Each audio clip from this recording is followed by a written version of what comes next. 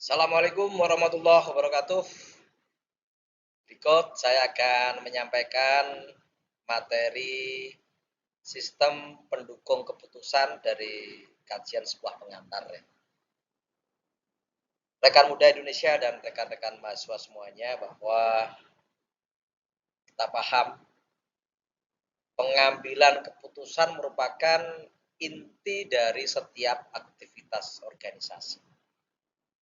Setiap hari pimpinan dihadapkan pada berbagai pilihan yang menentukan arah dan keberhasilan organisasi.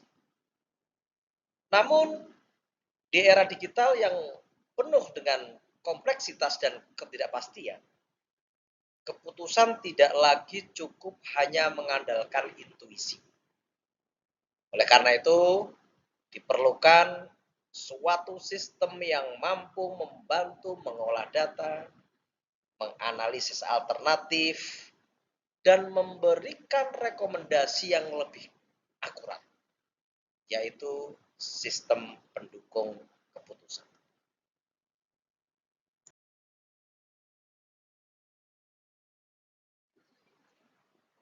Pengambilan keputusan merupakan proses penting dalam setiap organisasi, yaitu kegiatan memilih satu alternatif terbaik dari beberapa atau banyak pilihan yang tersedia untuk mencapai tujuan yang telah ditetapkan.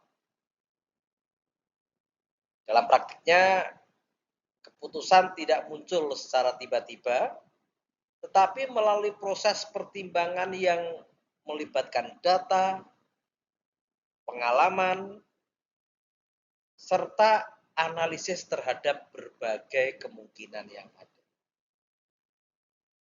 Dalam konteks manajemen, setiap pimpinan pada dasarnya adalah pengambil keputusan. Peran ini melekat pada semua level organisasi, mulai dari pimpinan tertinggi hingga level operasional. Seorang pimpinan tidak hanya dituntut untuk mampu mengambil keputusan, tetapi juga bertanggung jawab atas dampak dari keputusan tersebut. Keputusan yang diambil pun memiliki tingkatan yang berbeda. Pada level strategis, keputusan biasanya bersifat jangka panjang dan menentukan arah organisasi, seperti kebijakan pengembangan usaha atau ekspansi. Pada level taktis, keputusan lebih fokus pada perencanaan dan pengelolaan sumber daya untuk mendukung strategi yang telah ditetapkan. Sedangkan pada level operasional, keputusan berkaitan dengan kegiatan sehari-hari yang memastikan organisasi berjalan dengan efektif. Dengan demikian, kemampuan dalam mengambil keputusan menjadi kompetensi utama bagi seorang pimpinan. Apalagi di era berbasis data saat ini, keputusan yang baik tidak hanya mengandalkan intuisi, tetapi juga didukung oleh informasi yang akurat dan sistem yang mampu membantu proses analisis secara lebih cepat dan tepat.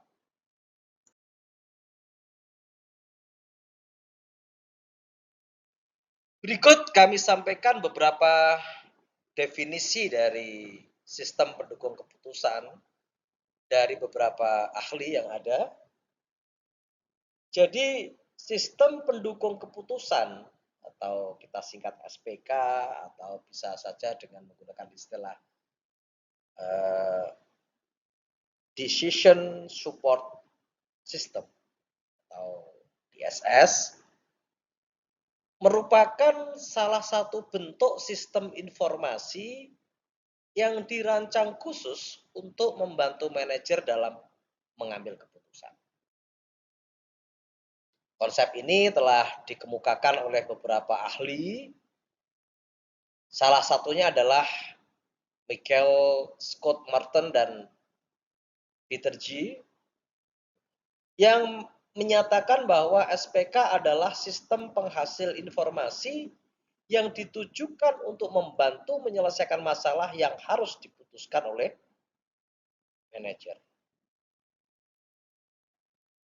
Sejalan dengan itu, Raymond McLeod menjelaskan bahwa SPK merupakan suatu sistem informasi yang secara khusus digunakan untuk membantu manajemen dalam memecahkan berbagai permasalahan yang dihadapi. Artinya, sistem ini tidak hanya menyajikan data, tetapi juga memberikan dukungan analisis agar keputusan yang diambil menjadi lebih cepat dan tepat. Secara lebih lengkap, SPK dapat dipahami sebagai sistem yang menghasilkan informasi yang spesifik dan relevan terhadap suatu masalah tertentu. Sistem ini dirancang untuk membantu pengambil keputusan di berbagai tingkatan manajemen, baik pada level strategis, taktis, maupun operasional. Selain itu, menurut Little, SPK merupakan sistem informasi berbasis komputer yang mampu menghasilkan berbagai alternatif keputusan. Sistem ini sangat berguna dalam menangani permasalahan yang bersifat terstruktur maupun tidak terstruktur dengan memanfaatkan data serta model analisis tertentu. Dengan demikian dapat disimpulkan bahwa sistem pendukung keputusan bukan sekedar alat pengolah data, tetapi merupakan sistem yang mampu membantu manajer dalam memahami masalah, menganalisis berbagai alternatif, serta menentukan keputusan terbaik sebagai keputusan yang lebih rasional dan berbasis data. Dalam praktiknya, sistem pendukung keputusan ini menjadi sangat penting di era digital karena mampu meningkatkan kualitas keputusan sekaligus mengurangi ketidakpastian yang dihadapi oleh pimpinan organisasi.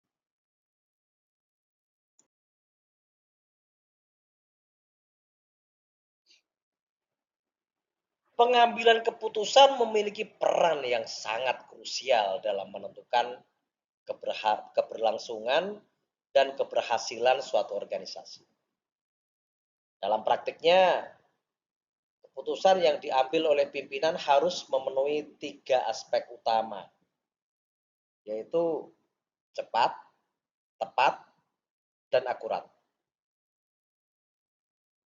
Kecepatan diperlukan agar organisasi mampu merespon perubahan dalam peluang-peluang yang ada.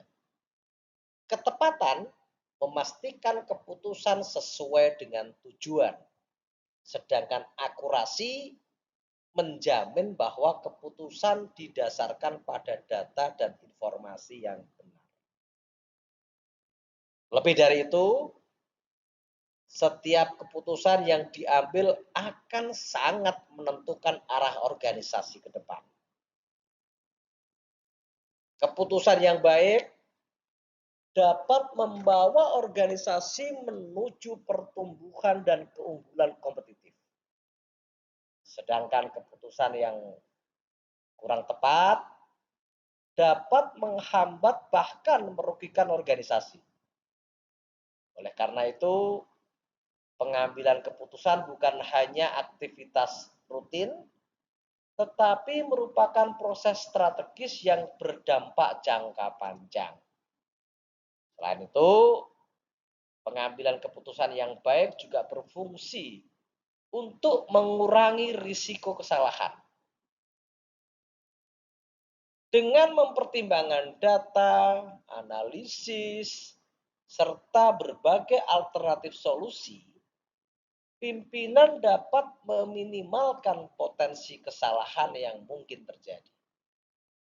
Disinilah pentingnya dukungan sistem dan informasi yang memadai, agar keputusan yang dihasilkan tidak hanya berdasarkan intuisi, tetapi juga didukung oleh fakta dan analisis yang kuat.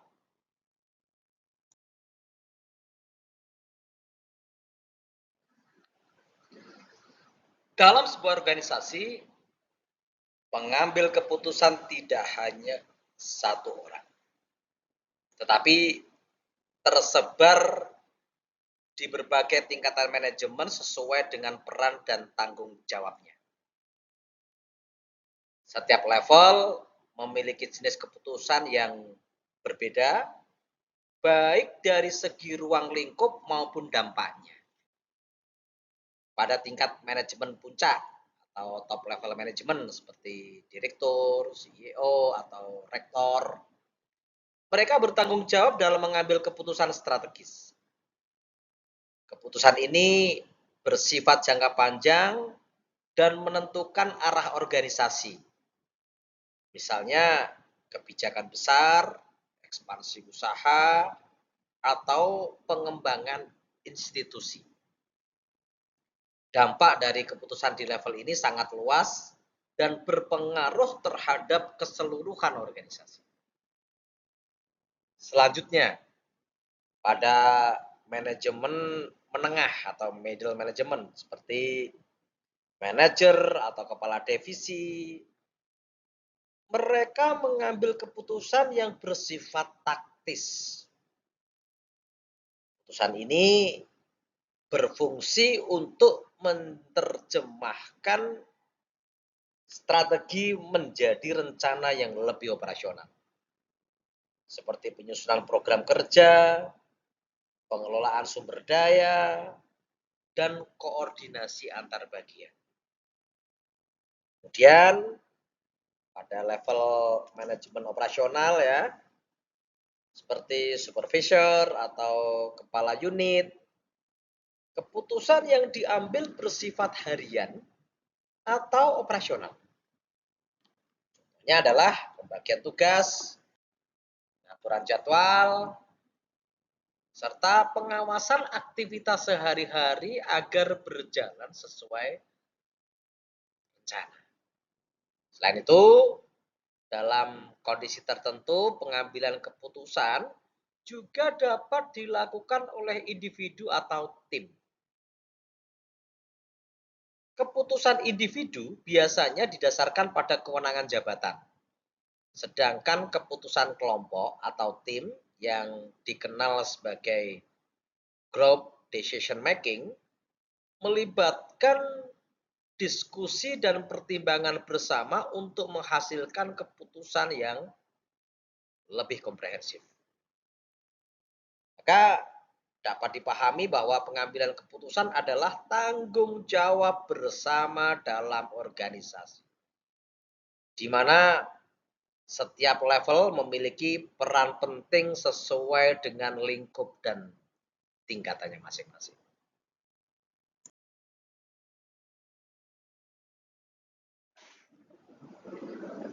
Sistem informasi memiliki peran yang sangat penting dalam mendukung proses pengambilan keputusan di dalam organisasi.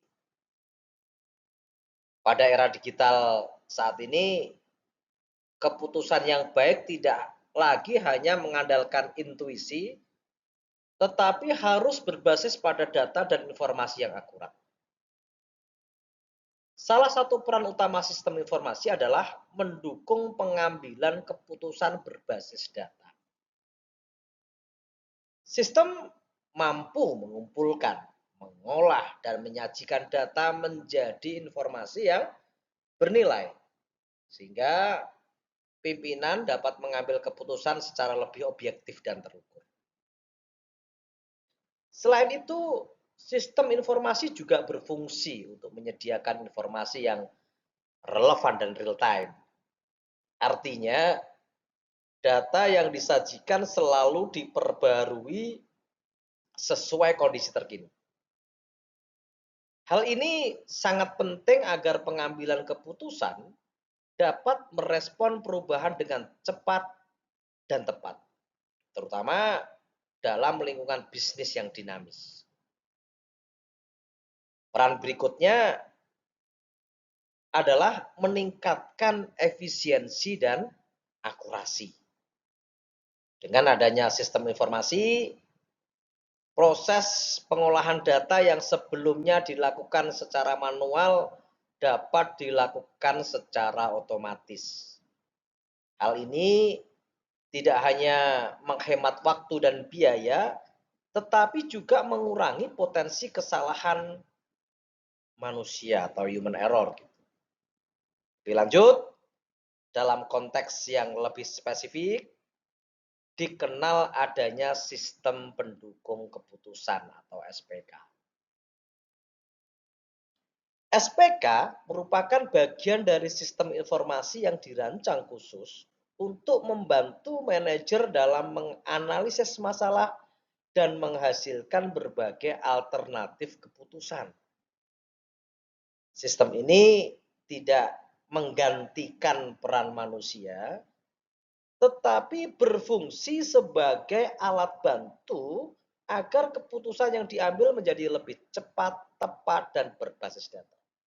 Dengan demikian, sistem informasi menjadi fondasi penting dalam menciptakan pengambilan keputusan yang berkualitas dan mampu meningkatkan kinerja organisasi secara keseluruhan.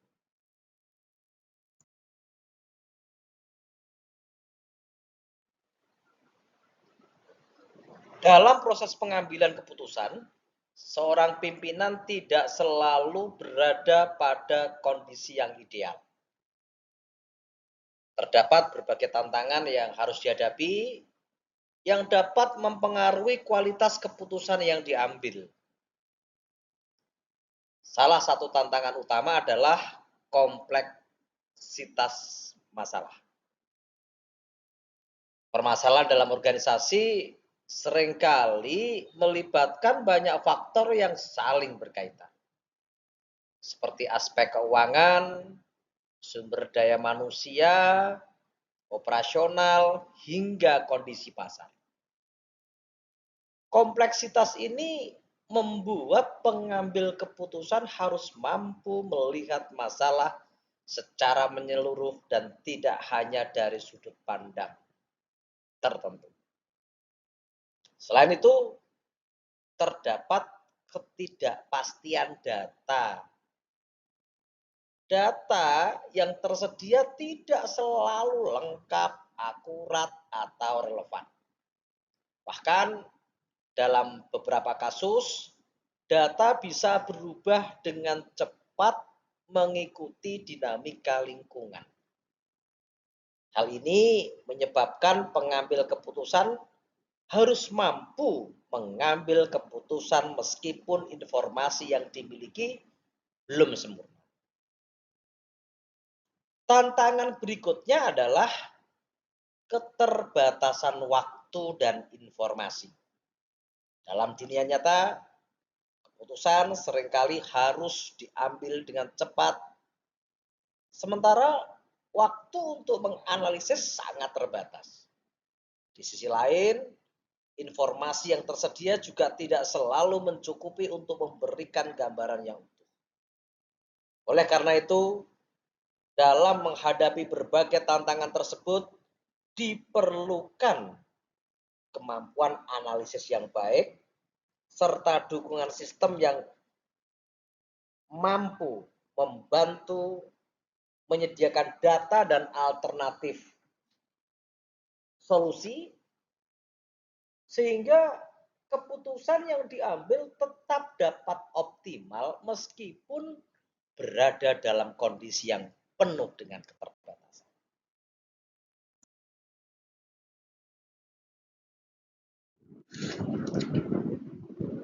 Perkembangan pengambilan keputusan dalam organisasi mengalami evolusi yang cukup signifikan seiring dengan kemajuan teknologi.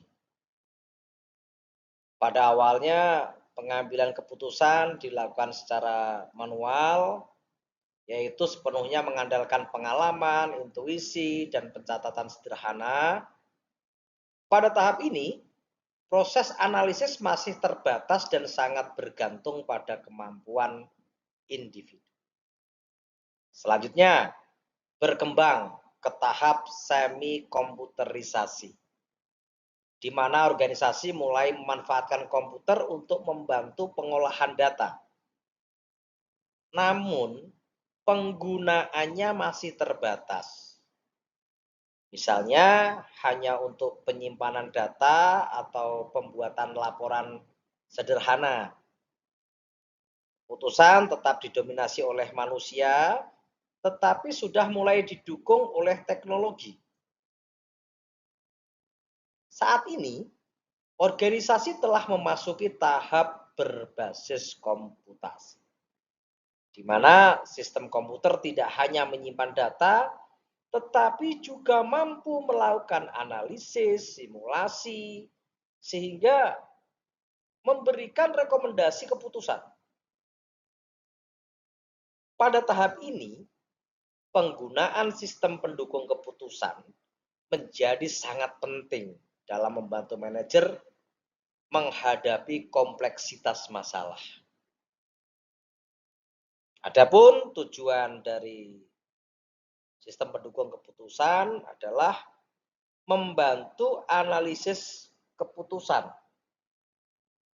Sistem ini menyediakan berbagai tool dan model yang memungkinkan pengambil keputusan mengevaluasi berbagai alternatif secara lebih sistematis. Selain itu, SPK juga bertujuan untuk meningkatkan kualitas keputusan. Dengan dukungan data yang akurat dan analisis yang mendalam, keputusan yang dihasilkan menjadi lebih rasional dan dapat dipertanggungjawabkan. Tujuan lainnya adalah mengurangi ketidakpastian. Dalam kondisi di mana informasi tidak lengkap atau berubah-ubah, SPK membantu memberikan gambaran yang lebih jelas melalui simulasi dan prediksi, sehingga risiko dalam pengambilan keputusan dapat diminimalkan.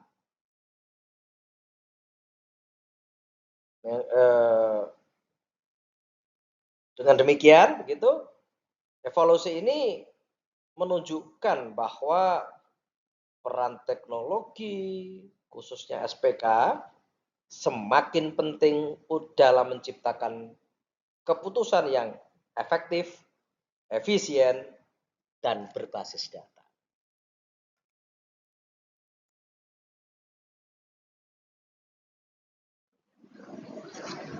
Sistem pendukung keputusan memiliki karakteristik dan kemampuan khusus yang membedakannya dari sistem informasi yang lain.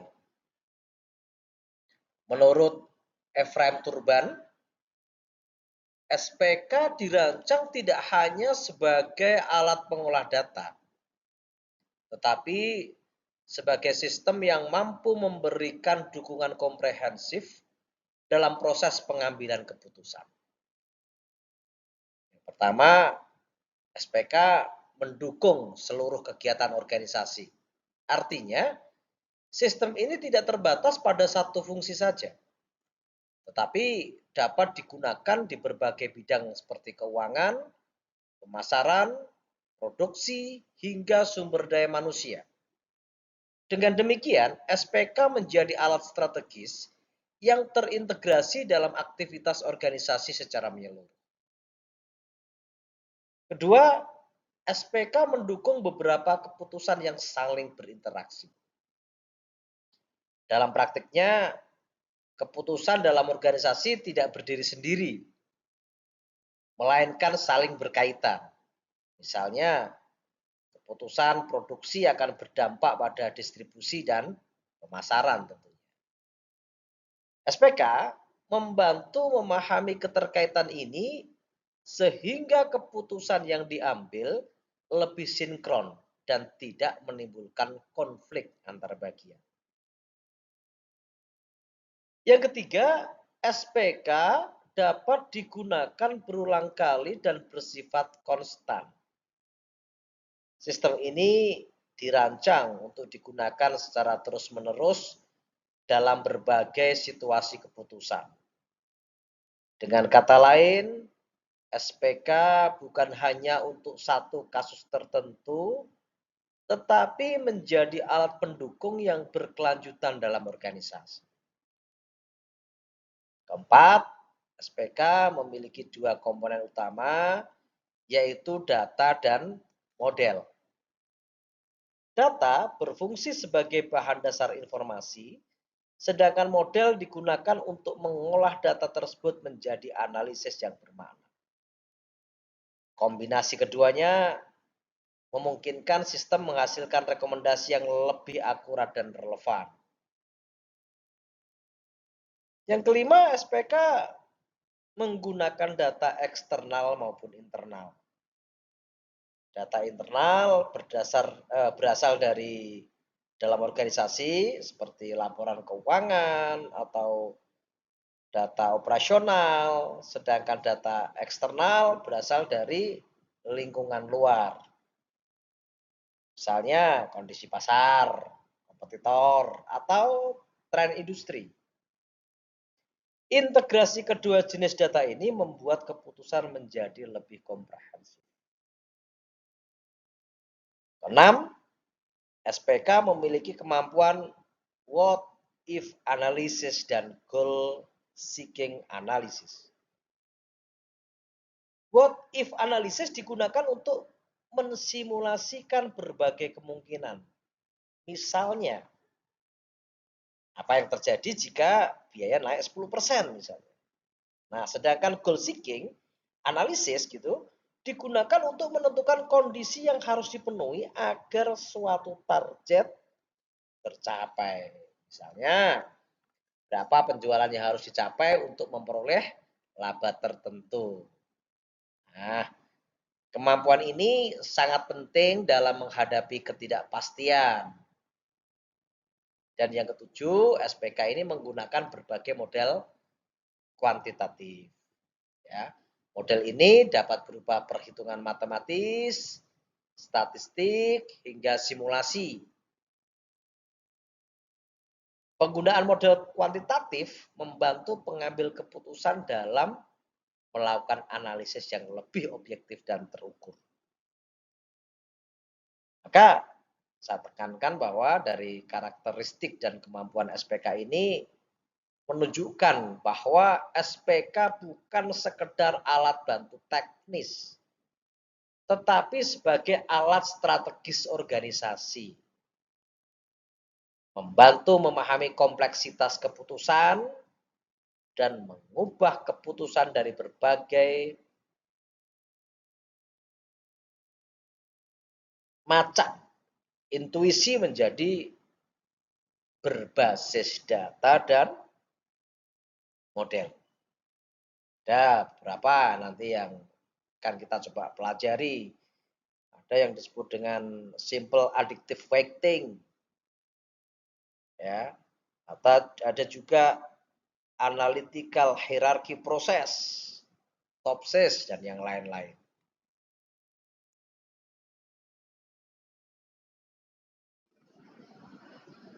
Kita coba perhatikan gambar di layar. Pada gambar tersebut menggambarkan proses pengambilan keputusan yang terdiri dari 3 tahap utama, yaitu tahap inteligensi, tahap desain, dan tahap pemilihan yang saling terhubung dan bersifat siklus atau berulang. Pada proses awal dimulai dari realitas begitu, yaitu kondisi nyata yang dihadapi organisasi. Realitas ini kemudian disederhanakan melalui asumsi-asumsi agar lebih mudah dianalisis. Pada tahap pertama, yaitu tahap inteligensi, tahap ini merupakan tahap awal dalam pengambilan keputusan, yaitu memahami dan mengidentifikasi masalah. Kegiatan ini dilakukan meliputi menentukan tujuan organisasi, melakukan pencarian dan pengamatan, mengumpulkan data, mengidentifikasi masalah, menentukan kepemilikan masalah, mengklasifikasi masalah, dan merumuskan pernyataan masalah. Hasil dari tahap ini adalah pernyataan masalah yang jelas yang akan menjadi dasar untuk tahap berikutnya. Yang kedua adalah tahap desain. Pada tahap ini, pengambil keputusan mulai merancang solusi dari masalah yang telah diidentifikasi. Kegiatan ini meliputi merumuskan model, misal model matematis atau konseptual misalnya ya. Yang berikutnya adalah menentukan kriteria pemilihan, mencari dan menyusun berbagai alternatif solusi, serta melakukan prediksi dan pengukuran hasil dari setiap alternatif yang pada akhirnya menghasilkan berbagai alternatif solusi yang siap untuk dievaluasi. Tahap ketiga adalah tahap pemilihan. Tahap ini merupakan proses memilih alternatif terbaik dari berbagai pilihan yang ada. Kegiatan yang dilakukan menentukan solusi berdasarkan model, melakukan analisis sensitivitas dengan melihat dampak perubahan dari variabel-variabel yang dilakukan. Selanjutnya memilih solusi atau alternatif-alternatif yang terbaik dan menyusun rencana implementasi. Hasil dari tahap ini adalah solusi atau keputusan yang akan dijalankan. Selanjutnya juga ada pada gambar kotak itu implementasi dan evaluasi.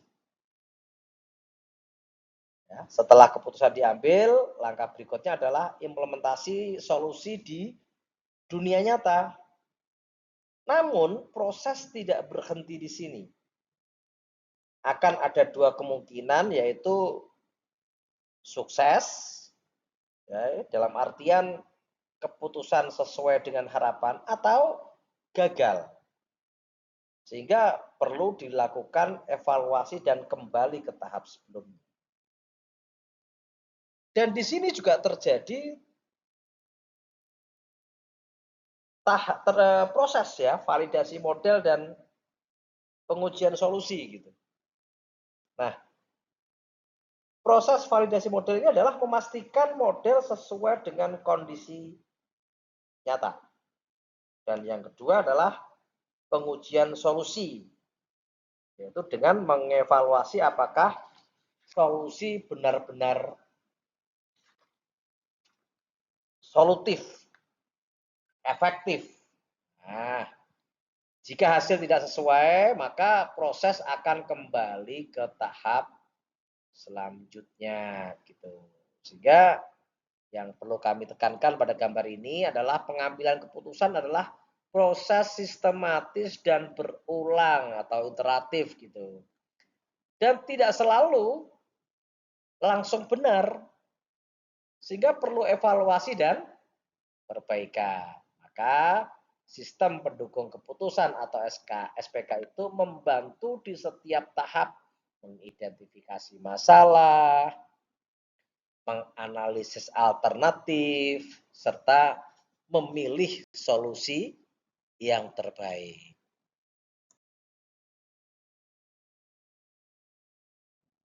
Rekan muda Indonesia dan rekan-rekan mahasiswa, ini saya ada sedikit bahan diskusi ya. Jadi kita pahami bahwa di banyak organisasi, keputusan masih didominasi pengalaman pimpinan dibanding daripada sistem. Nah, untuk itu monggo nanti bisa didiskusikan, bisa dijawab dari pertanyaan-pertanyaan dari diskusi ini, nantinya bisa untuk menambah pemahaman dari eh, materi sistem pendukung keputusan pada sesi sebuah pengantar berikut.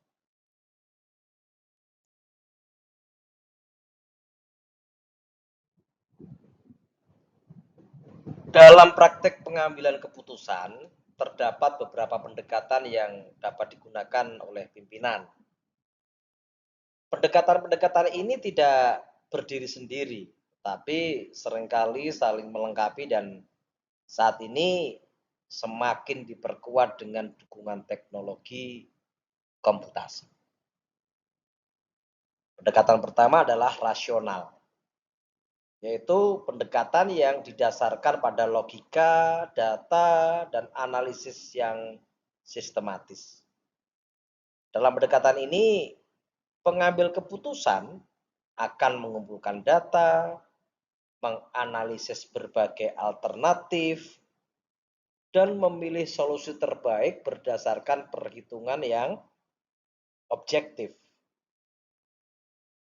Teknologi seperti sistem pendukung keputusan, data analitik, dan model simulasi sangat mendukung pendekatan ini. Pendekatan yang kedua adalah intuisi, yaitu pengambilan keputusan yang didasarkan pada pengalaman, naluri, dan insting seorang pimpinan. Pendekatan ini biasanya digunakan ketika waktu terbatas atau data tidak lengkap. Meskipun terlihat subjektif, intuisi yang kuat biasanya terbentuk dari pengalaman panjang. Dengan adanya teknologi, intuisi dapat diperkuat oleh data sehingga keputusan menjadi lebih terarah. Yang ketiga adalah kolaboratif, yaitu pengambilan keputusan yang melibatkan banyak pihak. Dalam pendekatan ini, keputusan dihasilkan melalui diskusi, musyawarah, dan pertukaran ide.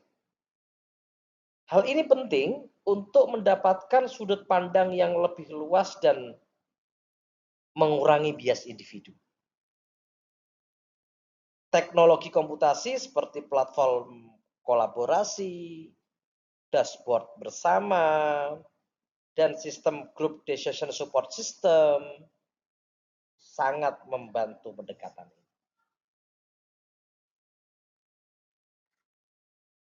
Pendekatan yang terakhir adalah emosional, yaitu pendekatan yang dipengaruhi oleh perasaan, empati, dan nilai-nilai kemanusiaan.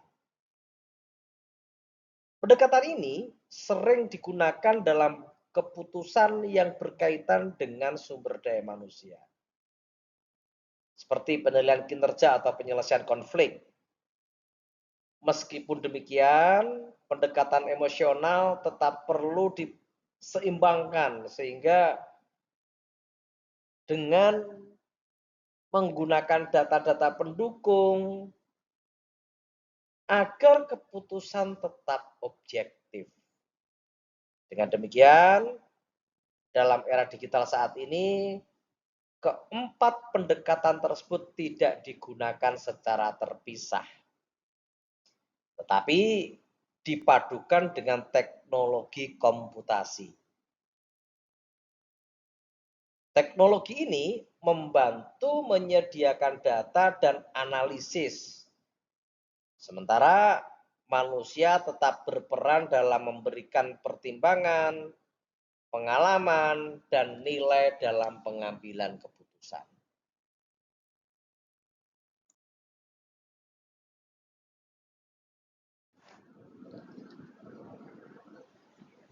Permodelan-permodelan dalam pengambilan keputusan ini merupakan tahap yang penting yang berfungsi untuk menyederhanakan permasalahan nyata ke dalam bentuk yang lebih terstruktur dan mudah dianalisis. Melalui permodelan, seorang pengambil keputusan dapat memahami hubungan antar variabel, memprediksi dampak, serta menguji berbagai alternatif solusi tanpa harus langsung menerapkannya di dunia nyata. Secara umum, terdapat beberapa jenis permodelan yang sering digunakan dalam pengambilan keputusan, yaitu permodelan optimasi, permodelan data, dan permodelan komputasional. Pemodelan optimasi ini merupakan permodelan yang digunakan untuk menentukan solusi terbaik dari berbagai alternatif yang tersedia dengan mempertimbangkan keterbatasan tertentu. Dalam pendekatan ini, pengambil keputusan berusaha menjawab pertanyaan seperti bagaimana memaksimalkan keuntungan, bagaimana meminimalkan biaya. Contohnya dalam dunia bisnis, menentukan jumlah produksi optimal, mengalokasikan sumber daya secara efisien.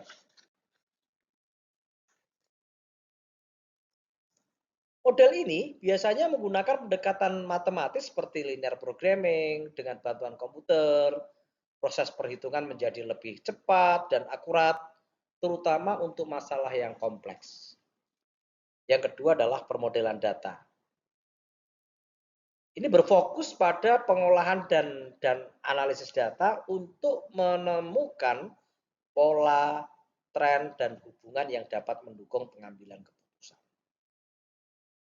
Tujuan utama dari permodelan ini adalah mengubah data mentah menjadi informasi yang bermakna, serta mendukung analisis deskriptif dan prediktif. Contohnya, analisis penjualan untuk melihat tren pasar, dan segmentasi pelanggan berdasarkan perilaku. Pemodelan data ini sangat erat kaitannya dengan big data dan data analitik, di mana sistem mampu mengolah data dalam jumlah besar untuk menghasilkan insight yang bernilai. Dan yang ketiga adalah pemodelan komputasional. Pemodelan komputasional merupakan pemodelan yang menggunakan simulasi berbasis komputer untuk merepresentasikan kondisi nyata secara dinamis. Pendekatan ini memungkinkan pengambil keputusan untuk menguji berbagai skenario gitu ya, atau melihat dampak keputusan sebelum diterapkan, bahkan mengantisipasi risiko dan ketidakpastian. Contohnya misalnya simulasi sistem antrian dalam pelayanan misalnya, simulasi supply chain atau rantai pasok, simulasi dampak kebijakan bisnis misalnya. Nah, model ini sangat kuat karena mampu menangani sistem yang kompleks dan dinamis yang sulit dianalisis secara manual. Rekan mahasiswa dan rekan muda Indonesia semuanya, ketiga jenis pemodelan ini memiliki peran yang saling melengkapi. Ya. Kalau pemodelan optimasi, kalau kita simpulkan itu bisa mencari solusi terbaik, sementara pemodelan data memahami pola dan informasi, sedangkan pemodelan komputasional adalah mensimulasikan kondisi nyata yang dalam praktiknya ketiganya tadi, sistem pendukung keputusan sering mengintegrasikan ketiga pendekatan ini untuk menghasilkan keputusan yang lebih rasional, lebih akurat, dan lebih siap menghadapi risiko.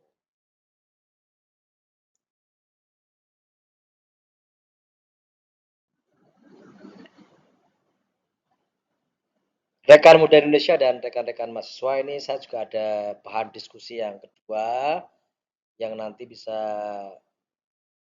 diikuti oleh rekan-rekan bahwa dalam praktek nyata banyak pemimpin yang masih mengandalkan intuisi dibandingkan dengan model atau data? Nah, ini ada beberapa pertanyaan yang wajib dijawab atau mungkin bahan diskusi begitu. Monggo silakan untuk bisa dicermati dan dilakukan kajian. Oke, terima kasih.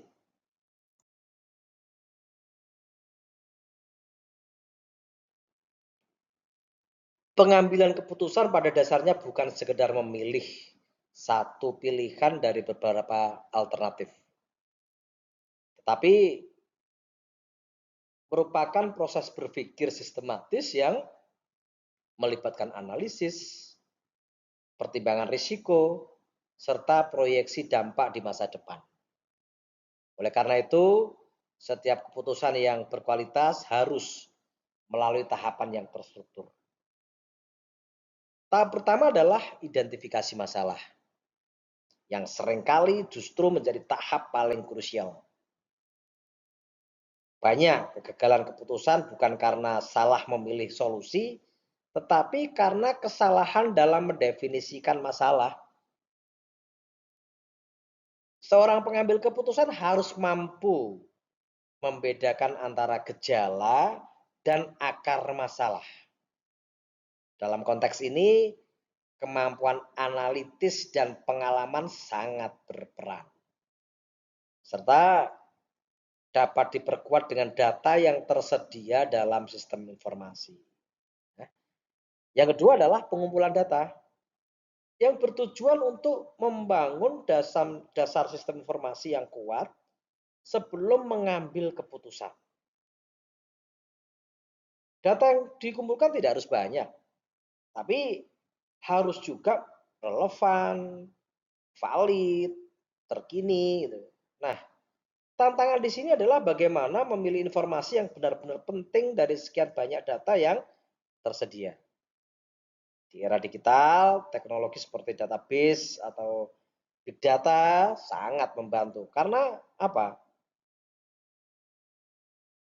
Kemampuan manusia dalam menseleksi informasi ya, terbatas. Maka diperlukan teknologi pendukung yaitu sistem informasi yang notabene benar-benar mampu mendukung proses pengumpulan data dan nantinya menjadi analis data.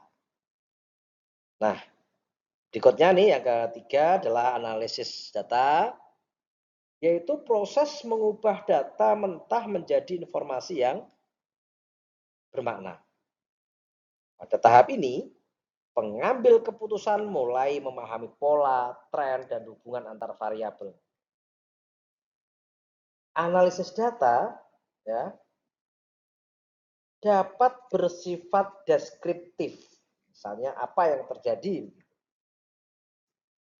Diagnostik mengapa hal itu terjadi. Hingga prediktif apa yang akan terjadi. Nah, peran teknologi komputasi ini sangat dominan di tahap ini. Karena apa? Mampu mengolah data dalam jumlah besar, big data tadi ya, dengan cepat dan akurat. Selanjutnya yang keempat adalah pemodelan. Mana masalah yang kompleks disederhanakan ke dalam bentuk model yang lebih mudah dipahami. Model ini bisa berupa matematis, simulasi, atau skenario-skenario. Tujuannya adalah untuk menguji berbagai kemungkinan tanpa harus langsung menerapkan di dunia nyata. Sehingga risiko dapat diminimalkan. Sistem pendukung keputusan ya, pada tahap ini menjadi inti karena sistem menyediakan berbagai alat bantu pemodelan. Ya. Dan yang kelima adalah evaluasi alternatif, yaitu membandingkan berbagai solusi yang telah dihasilkan. Evaluasi dilakukan berdasarkan kriteria tertentu seperti biaya, manfaat, risiko, waktu, dan dampak jangka panjang. Pada tahap ini sering muncul trade-off, misalnya antara biaya rendah dengan kualitas atau kecepatan dengan ketepatan. Oleh karena itu, pengambil keputusan harus mampu menentukan prioritas yang paling sesuai dengan tujuan organisasi. Tahap terakhir adalah pengambilan keputusan, yaitu memilih alternatif terbaik untuk diimplementasikan.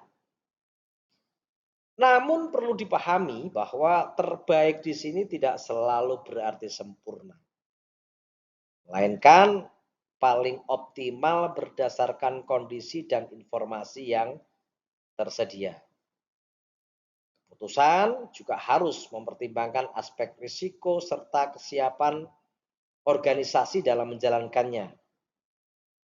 Yang perlu ditekankan adalah bagaimana proses ini tidak selalu linier, tetapi bersifat iteratif. Artinya, jika dalam implementasinya ditemukan ketidaksesuaian, maka pengambil keputusan dapat kembali ke tahap sebelumnya untuk melakukan perbaikan. Inilah mengapa pengambilan keputusan modern sangat membutuhkan dukungan sistem yang mampu memberikan umpan balik secara cepat.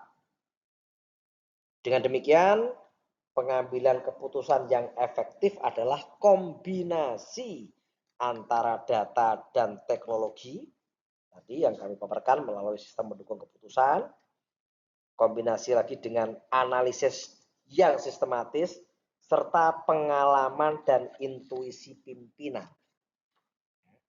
Sehingga keputusan yang dihasilkan tidak hanya cepat, tetapi juga tepat, terukur, dan dapat dipertanggungjawabkan.